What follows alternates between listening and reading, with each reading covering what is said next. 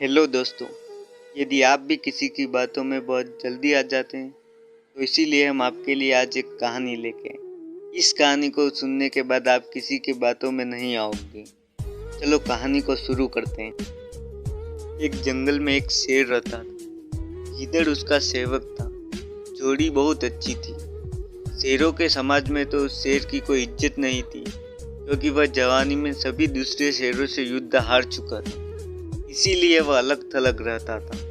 उसे गीदड़ जैसे चमचे की सख्त जरूरत थी जो 24 घंटे उसकी चमचागिरी करता रहे। गीदड़ को बस खाने का जुगाड़ चाहिए था। पेट भर जाने पर गीदड़ उस शेर की वीरता के ऐसे गुण गाता कि शेर का सीना फूलकर दुगुना चौड़ा हो जाता।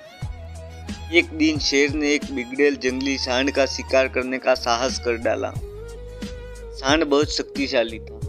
उसने लात मारकर शेर को दूर फेंक दिया। जब वह उठने को हुआ तो सांड ने फां फां करते हुए शेर को सींगों से एक पेड़ के साथ रगड़ दिया। किसी तरह शेर जान बचाकर भागा। शेर सींगों की मार से काफी जख्मी हो गया था। कई दिन बीते परंतु शेर के जख्म ठीक होने का नाम नहीं ले रहे थे। इसी हालात में वह शिकार नहीं कर सकता था। स्वयं शिकार करना गीदड़ के बस का नहीं था। दोनों के भूखे मरने की नौबत आ गई। शेर को यह भी भय था कि खाने का जुगाड़ समाप्त होने के कारण गीदड़ उसका साथ न छोड़ जाए। शेर ने एक दिन उसे सुझाया, देख, जख्मों के कारण मैं दौड़ नहीं सकता, शिकार कैसे करूं? तू जाकर किसी बेवकूफ से जानवर को बातों में फंसाकर यहाँ ला, मैं उस झाड़ी में छिपा रहूंगा। गीदड़ को भी शेर की बात जच गई। वह किसी मूर्ख जानवर की तलाश में घूमता घूमता एक कस्बे के बाहर नदी घाट पर पहुंचा।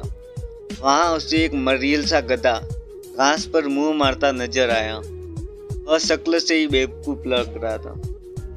गीदड़ गधे के निकट जाकर बोला, माई लागू चाचा, बहुत कमजोर हो गए हो, क्या बात है? गधे ने अपना दुखड़ा रोया। क्या बताऊं भाई, जिस धोबी का मैं गधा हूँ वह बहुत क्रूर है। दिन भर धुलाई करवाता है पर चारा कुछ देता नहीं। गीदड़ ने उसे न्योता दिया, चाचा मेरे साथ जंगल चलो न, वहाँ बहुत हरी हरी घास है, खूब चरना, तुम्हारी सेहत बन जाएगी। गधे ने कान फड़फड़ाए, राम राम, मैं जंगल में कैसे रहूँगा? जंगली जानवर मुझे खा जाएंगे। चाचा तुम्हें शायद पता नहीं कि जंगल में एक बगुला भगत जी का सत्संगत हुआ था। उसके बाद सारे जानवर शाकाहारी बन गए जब कोई किसी को नहीं खाता। गीदड़ बोला और कान के पास मुंह ले जाकर दाना फेंका। चाचू, पास के कस्बे से बेचारी गधी भी अपने धोबी मालिक के अत्याचारों से तंग आकर जंगल में आ गई थी। वहाँ हरी हरी घास खाकर वह खूब लहरा गई है। तुम उसके साथ घर बसा लेना। गधे के दिमाग पर हरी हरी घास और घर बसाने के सुनहरे सपने चाहने लगे। वह गीदड़ के साथ जंगल की ओर चल दिया।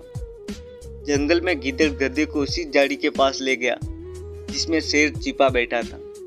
इससे पहले कि शेर पंजा मारता, गधे को झाड़ी में शेर की नीली बत्तियों की तरह चमकती आंखें नजर आ गई।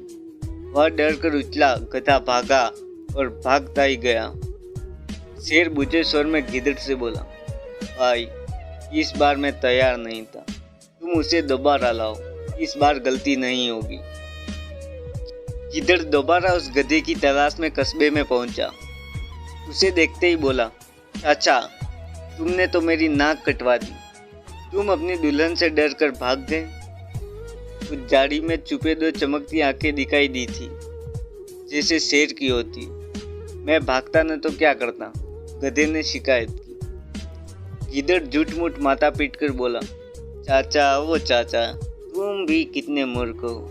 उस झाड़ी में तुम्हारी दुल्हन थी, जाने कितने जन्मों से वह तुम्हारी राह देख रही थी। तुम्हें देखकर उसकी आंखें चमक उठी तो तुमने उससे शेर समझ लिया। गधा बहुत लज्जित हुआ। गीदड़ की चाल भरी बातें ही ऐसी थी। गधा फिर उसके साथ चल पड़ा।